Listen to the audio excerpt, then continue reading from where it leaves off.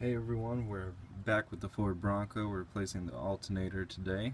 It's been squealing on me like crazy, so the two things that squeal the most on a truck is either the water pump or the alternator. If it squeals and then it stops squealing after a little bit, generally that's the alternator, or you start hearing crackling sounds, that's the alternator.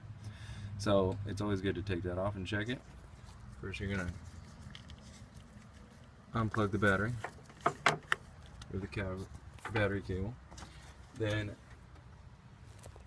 you're going to need a 9/16 and then 11/16. So the 11/16 is for the belt tensioner, and the 9/16 is for the bolts in the back, and then there's just one right down here. It's only two bolts holding it in, so all you got to do is loosen those up and lift this up, which I'm about to do right now, which is really hard to do with just one hand, because once I get this up, I'm gonna have to somehow figure out how to get the belt off with one hand, which I think is impossible, but we shall see.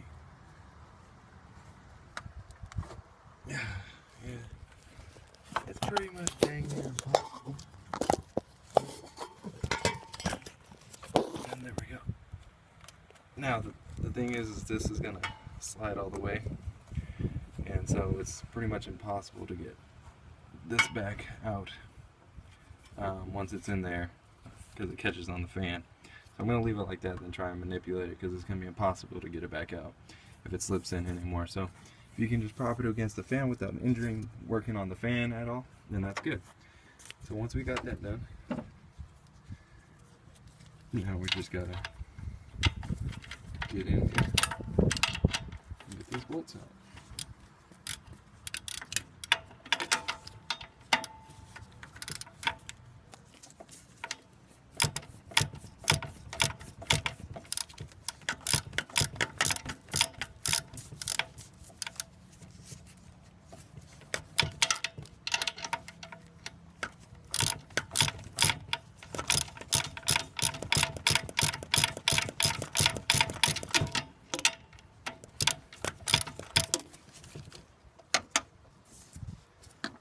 Another thing you can do is you can rebuild your alternator by getting new brushes and stuff like that. Well, just new brushes. But Napa is one of the only places that sells them, and most people just don't rebuild their alternators anymore.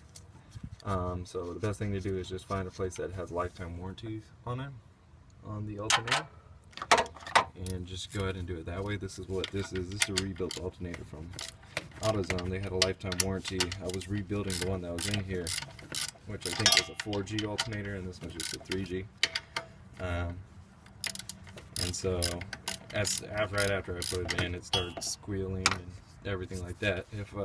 If they pass this alternator after I take it in, I'm gonna go ahead and just take it apart and make it fail by removing one of the brushes and get a new alternator anyways, because this thing is shot. And then of course you need to remove the clips. Might want to do that beforehand, but I need to go get the actual flathead. Help me.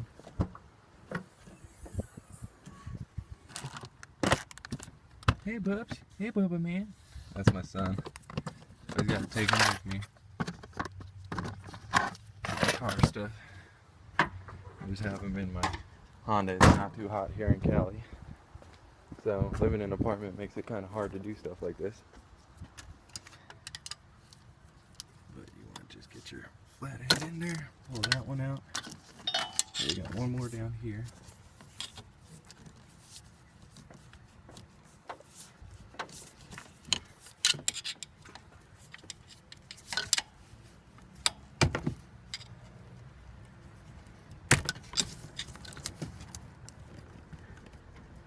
There we go. So both those removed.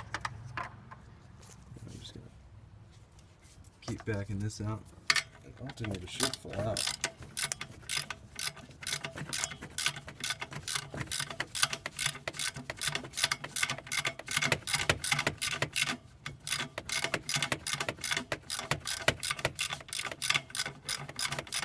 So again, it's probably going to be impossible to show you how to do this with just one hand.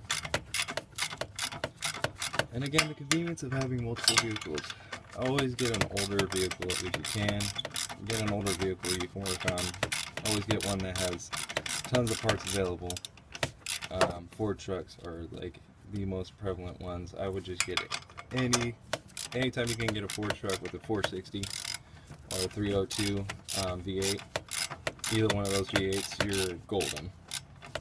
Both of those V8s are really just ridiculously nice. The 300s, the 4.9 liter V6, inline 6, not V6, is a really nice truck as well. But the timing gears or the spider gears go out on those. So if you can replace those with minimal work, which is behind the water pump and the timing cover. So if you ever get one and you have to replace the water pump, replace the spider gear as well. Alright, so this is probably going to come out right here. Let me try and position the camera so that way y'all can see me take this out.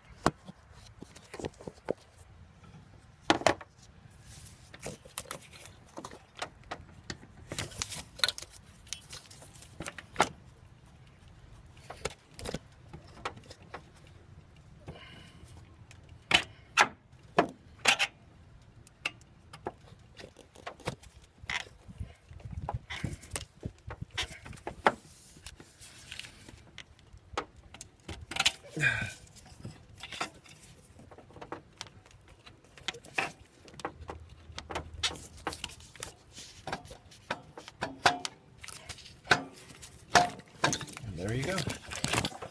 There we have it. Alright, alternator out. Good to go. Now we just gotta replace it. Alright, we are back and I got the new alternator. Had to order it and wait a day, but whatever. Whatever you gotta do to get it. Now we're gonna be putting it back in. Now this is a little difficult, but you're just gonna try and line it up with the brackets. I get the bottom in first.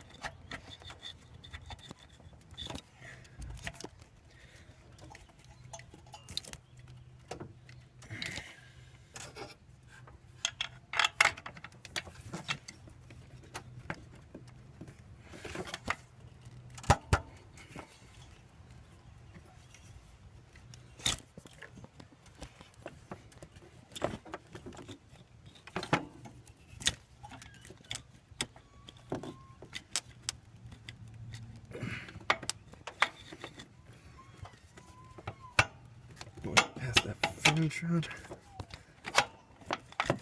and there you go. There's that bottom bolt. I got to do the top bolt. The top bolt. Sorry, I gotta take care of my son real quick. Be right back.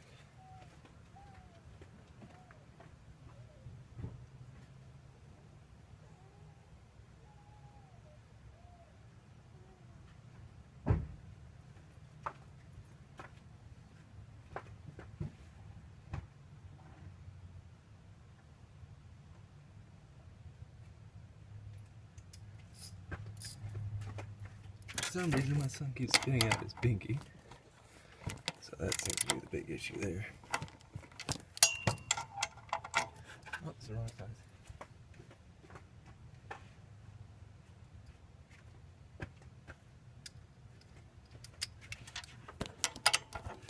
Okay, got the 9/16.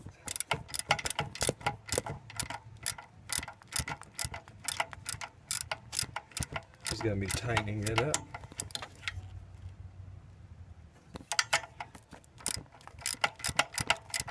I'll show you what it looks like when it's done. Alright, so we got it in, 9/16, and I just did both of the bolts. Now I'm going to plug it back in, both the little terminals. Plug that one first in, and we got the one on the side.